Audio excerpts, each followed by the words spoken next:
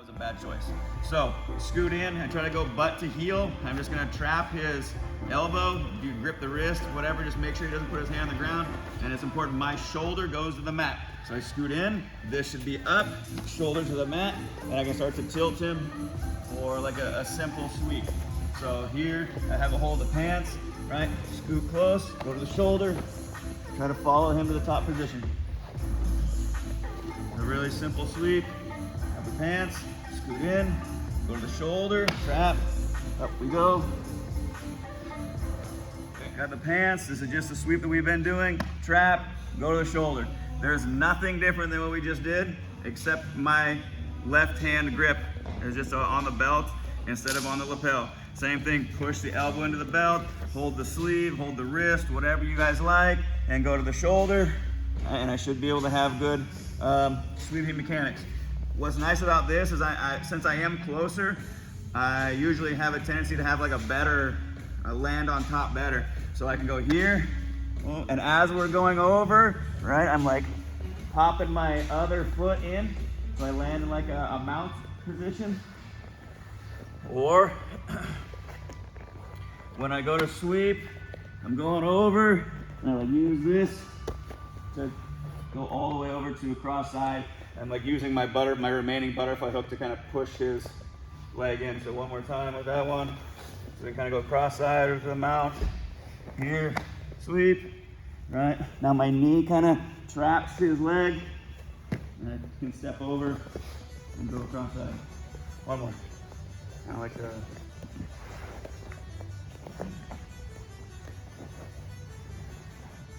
overhook on this hand.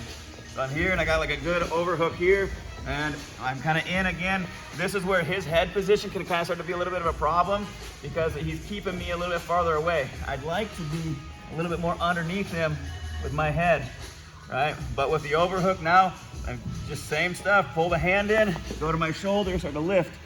If on this one you feel like you might not have the right lift, I need to use that bottom foot to elevate my butt. So I'm lifting, I don't feel like I quite have this right lift. Foot on the floor, pick my butt up, and then I hop, hop, hop, try to follow him from the top position. Okay? So this one sometimes is tough, but it's a good position to be proficient at. So I have an overhook, trap, straight to the shoulders, hop, hop, hop, follow to the top. And I got the pants, my elbows on the ground, right? And I want this to be fairly deep. Yeah, if it's down in front of his chest, no good. So I'm more up here, and what people try to do oftentimes is use their hand to pull my hand off their pants.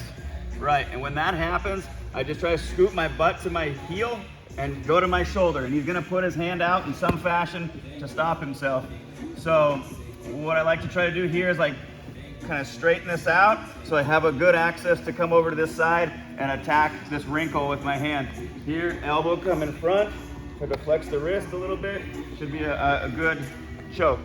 So when this is in here and I went for my sweep and it didn't work, they say like you want to cast like your fishing pole here. So I go this way, he stops, cast, this one come over the top, pull him in, and this way I like have a good grip and I flex my wrist and I can kind of take that space away and make that choke tight. So I'm here and I have a hold of pants, he starts to attack my grip, start to lift him, cast, and that kind of like loops his head, get a hold of the wrinkle, try to pull him in, finish the choke. Okay, just if this grip is loose and I go over here, guess what, no choke. It has to be like a nice grip, and a little cast kind of tightens up the gi and start to attach onto these wrinkles with your fingers. Okay. One more time. Grip on the pants, lift, cast, grip. Posture, when you try these types of things, you have some different options. So I kind of have a hold of the pants and the lapel, and he goes for the hand, right? And I always am like a big proponent of like, if his hand is on the ground, right, and then it goes to do anything, I just assume that he's gonna grab that hand, and I'm already trying to like lift him here. Cast and attack. Now, oftentimes you don't get a good grip on the wrinkle or something's just not quite right, and they try to put their hands on your hands. Like both of them usually, right? He's trying to like defend the choke. So what I need to be able to do is like pull him close and start to like lift this foot and go over to the top. And I can put my head on the mat just so I don't crush the face too much with the choke. But in reality, if I want to finish that choke, I can put my weight in it. So I'm trying to sweep over his defense. Boom. Right, cast and attack. Yeah, he's like trying to defend the choke. Again, I want to like pull him close as I can. If his head's up in the air, people are hard to sweep. So I want to try to get him close and then sweep over my shoulder. Even if his elbow's on the mat, a lot of times I can sweep over that elbow and come to the top position. You know, from here, who knows what's gonna happen, but I can try to put my toes on top, continue to finish a choke, or release it, and just try to take the top position. So I'm just trying to take advantage of his defense. So I go to lift, boom, attack, he starts to defend, pull him in, and try to finish the choke to the top. So the one part that can kind of be tough is if you don't pull him forward. So if I'm here, I go this way and he's back, and I try to sweep him when he's back. It doesn't work that good. We'll have another option from there. But if you're kind of like in this middle ground, pull him forward first, then start to tuck and roll. You're gonna tuck that shoulder underneath you and lift. Onto. But it's all kind of related, so hopefully we can make it work. Hand in the collar, gotta hold the pants, go to tilt him, attack the choke, he uses his hands. I go to lift, he put a hand back out again, just like that. As soon as I know, and it's all about timing too, which just makes it difficult, but he's defending the choke, both hands, let's say. All right, I pull him up with my hook. I want him to be top heavy. I don't want to just take him, you know, so he can put his hand like out there. Yeah, I want to make sure he puts his hand up high. Yes. Now, I want to go under the hand and get my butterfly hook up so I can get underneath this person. And I have it here, and I connect my hands. Right, we did a bunch of this. I should be able to rock Garrett a little bit. And then when I'm ready, depending on what side, I can sweep over his arm, or I can make him long and sweep over the side that I have trapped. But the idea is to make him post so I can go and scoop that arm and have that single arm attack. So, here.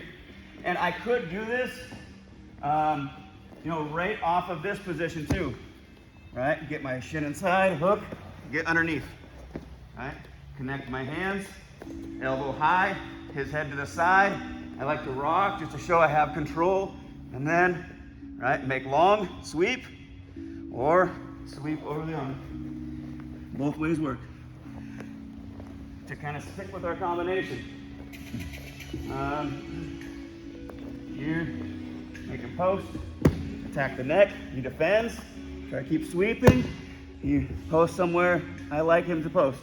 I try to go under, shin goes inside, and get him close to me so I can connect my hands. Rock, sweep with this single arm.